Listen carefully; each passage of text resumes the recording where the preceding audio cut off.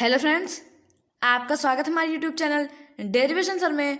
Friends, आज हम आपके लिए रेलवे ग्रुप डी एग्ज़ाम जो कि 2022 को होने वाला है उससे रिलेटेड इम्पॉर्टेंट जीएस और करंट अफेयर्स प्रैक्टिस सेट 5 लेकर आए हैं। फ्रेंड्स, अगर आपने पिछले चारों प्रैक्टिस सेट नहीं देखे हैं तो पहले उन्हें जाकर देख लीजिए। आज हमारा प्रैक्टिस सेट 5 है, तो चलिए वीडियो को शुरू करते हैं पहले क्वेश्चन से। तो पहला प्रश्न हमारा, यदि किसी लेंस की फोकस दूरी +0.2 मीटर है तो उसकी क्षमता होगी। मतलब यदि किसी लेंस की फोकस दूरी 0.2 मीटर है तो बताइए उसकी क्षमता कितनी होगी। ऑप्शन फर्स्ट है 50 डायोप्टर, सेकंड -50 डायोप्टर, 3 5 डायोप्टर और 4 0.2 डायोप्टर। इसका सही आंसर होगा ऑप्शन 3, 5 डायोप्टर होगी उसकी क्षमता। अगला प्रश्न है जल में घुलनशील भस्म क्या कहलाते हैं। क्षार, संक्षारण, क्षरण और क्षारक। बताइए जल में घुलनशील भस्म क्या कहलाते हैं।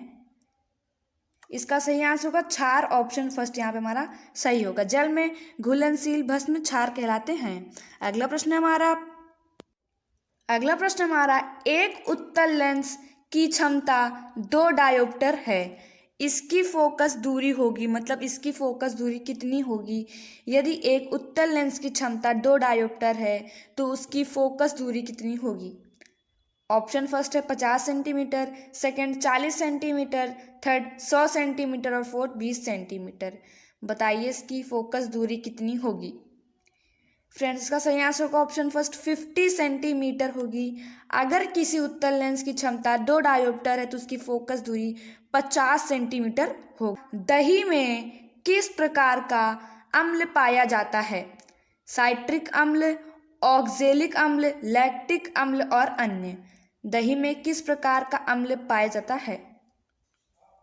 फ्रेंड्स, इसका सही आंसर होगा ऑप्शन 3, लैक्टिक अम्ल पाया जाता है दही में। फ्रेंड्स, एग्जाम में कई बार पूछा जाता है कि दही में कौन सा बैक्टीरिया पाया जाता है, तो आपका सही आंसर होगा लैक्टोबैसिलस बैक्टीरिया। और अम्ल की बात करें तो लैक्टिक अम्ल पाया जाता है। इसीलिए फ्रेंड्स लैक्टोबैसिलस बैक्टीरिया को लैक्टिक एसिड बैक्टीरिया भी कहा जाता है, तो ये आपको याद रखना है। अगला प्रश्न हमारा विश्व का प्रत्येक पदार्थ अत्यंत सूक्ष्म कणों से मिलकर बना होता है, यह सर्वप्रथम किसने कहा। विश्व का प्रत्येक पदार्थ अत्यंत सूक्ष्म कणों से मिलकर बना होता है, यह सर्वप्रथम किसने कहा। डाल्टन ने, कलाद ने, रदरफोर्ड ने और एवोगाडी ने। बताइए इसे सर्वप्रथम किसने कहा। फ्रेंड्स, का सही आंसर होगा उत्तर नंबर 2, कलाद ने ये सबसे पहले कहा था कि विश्व का प्रत्येक पदार्थ अत्यंत सूक्ष्म कणों से मिलकर बना होता है, जिसे हम परमाणु भी कहते हैं। तो ये आपको याद रखना है। अगला प्रश्न है निम्नलिखित में से कौन ऊंचाई के साथ बढ़ता या घटता है। स्थितिज ऊर्जा, रासायनिक ऊर्जा, नाभिकीय ऊर्जा और यांत्रिक ऊर्जा। बताइए निम्नलिखित में से कौन ऊंचाई के साथ बढ़ता या घटता है। इसका सही आंसर होगा उत्तर नंबर 1, स्थितिज ऊर्जा जो है फ्रेंड्स वो ऊंचाई के साथ बढ़ता या घटता रहता है, तो ये आपको याद रखना है। अगला प्रश्न है इलेक्ट्रिक बल्ब के फिलामेंट के लिए विशेष रूप से प्रयोग होने वाली धातु का नाम क्या है। इलेक्ट्रिक बल्ब के फिलामेंट के लिए विशेष रूप से प्रयोग होने वाली धातु का नाम क्या है। कॉपर, टंगस्टन, निकिल और क्रोमियम। बताइए इसका सही आंसर क्या होगा। फ्रेंड्स, का सही आंसर होगा उत्तर नंबर 2, टंगस्टन। फ्रेंड्स, टंगस्टन का प्रयोग इलेक्ट्रिक बल्ब के फिलामेंट के लिए किया जाता है। आपको याद रखना है, बहुत ही कॉमन क्वेश्चन एग्जाम में कई बार पूछा जा चुका है। अगला प्रश्न हमारा किसी पिंड के वेग समय का ग्राफ सरल रेखा में आता है तथा मूल बिंदु से गुजरते हुए एक्स अक्ष को छूता है। पिंड गतिशील है, एक समान वेग से, बदलते हुए त्वरण से, शून्य त्वरण से और एक समान त्वरण से। बताइए इसका सही आंसर क्या होगा। यदि किसी पिंड के वेग समय का ग्राफ सरल रेखा में आता है तथा मूल बिंदु से गुजरते हुए एक्स अक्ष को छूता है, तो बताइए पिंड किस प्रकार से गतिशील है। एक समान वेग से, बदलते हुए त्वरण से, शून्य त्वरण से और एक समान त्वरण से। फ्रेंड्स, इसका सही आंसर होगा उत्तर नंबर 4, एक समान त्वरण से। इसको आपको याद रखना है। अगला क्वेश्चन हमारा, अगला प्रश्न है, जल में डूबी हुई सीधी छड़ मुड़ी हुई प्रतीत होती है, इसका कारण है? अपवर्तन, प्रकाश किरणों की उत्क्रमणीयता, परावर्तन और उपरोक्त में से कोई नहीं। बताइए, जल में डूबी हुई सीधी छड़ मुड़ी हुई प्रतीत होती है, इसका कारण क्या है? फ्रेंड्स, का सही आंसर का उत्तर नंबर 1 अपवर्तन इसका कारण है। अगला प्रश्न हमारा, निम्नलिखित में से सबसे अधिक अभिक्रियाशील हैलोजन कौन है? फ्लोरीन, क्लोरीन, ब्रोमीन और आयोडीन।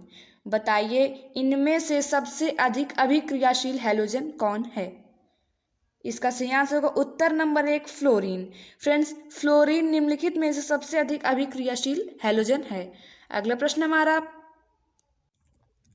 प्रश्न है, लेंज का नियम है द्रव्यमान संरक्षण, ऊर्जा संरक्षण, संवेग संरक्षण और नन।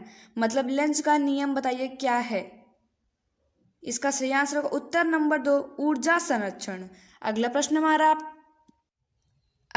हमारा, चमगादड़ अंधेरे में किसकी मदद से उड़ने में सक्षम होते हैं? चमगादड़ अंधेरे में किसकी मदद से उड़ने में सक्षम होते हैं? ध्वनि तरंग, पराबैंगनी किरण, इंफ्रारेड किरण और अल्ट्रासोनिक तरंग। बताइए, किसकी मदद से चमगादड़ अंधेरे में उड़ने में सक्षम होते हैं? इसका सही आंसर होगा ऑप्शन 4 अल्ट्रासोनिक तरंग की वजह से चमगादड़ जो है वो अंधेरे में उड़ने में सक्षम होते हैं।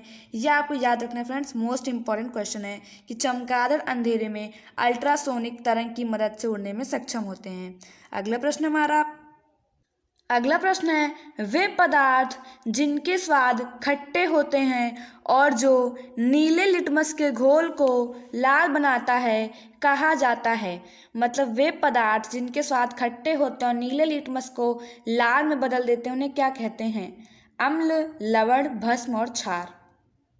इसका सही आंसर होगा फ्रेंड्स उत्तर नंबर 1 अम्ल कहा जाता है।